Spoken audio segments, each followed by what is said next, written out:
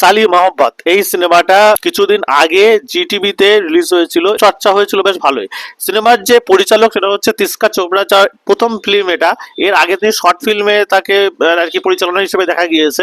তিস্কা চোপড়াকে আশা করি আপনারা চেনেন, যিনি তারের জমিন পারে যিনি আর কি দাসিল সাফারির মা ছিলেন, তিনি এই সিনেমার পরিচালক।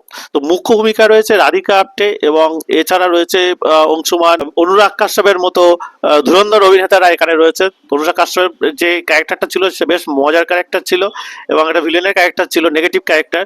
তো আর রাধিকা আপ্টের কাহিনী দেখানো হচ্ছে, রাধিকা আপ্টের সাদাসিধে একজন মহিলা, তার স্বামী অংশুমান তাকে বারবার বিভিন্নভাবে ধোকা দিতে থাকে। তো এই ধোকা থেকে লাস্ট অব্দি শেষে আর নিজেকে সামলাতে না পেরে সে একটা খুন করে বসে, এবং সেখান থেকে সে কিভাবে বেঁচে যাবে তাই নিয়েই কাহিনীটা। তো এখানে আর কি প্রথম সিনে দেখানো হয়েছে রাধিকা কয়েকজন বন্ধু বান্ধবের সাথে অন্য একজনের নাম নিয়ে তার জীবনের কাহিনীর কথা বলছে।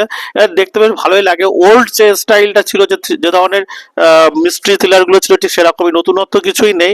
এবং সিনেমার প্রথম থেকেই প্রায় প্রেডিক্টেবল কাহিনী, তবু আপনার দেখতে খারাপ লাগবে না।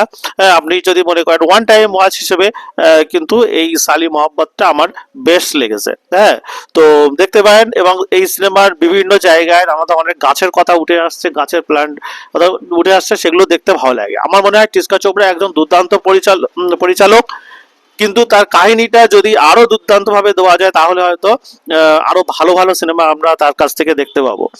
ধন্যবাদ। সিনেমা নিয়ে এরকম আরো ধরনের খবর পাওয়ার জন্য অবশ্যই লাইক, সাবস্ক্রাইব এবং ভালো করতে ভুলবেন না। বাই।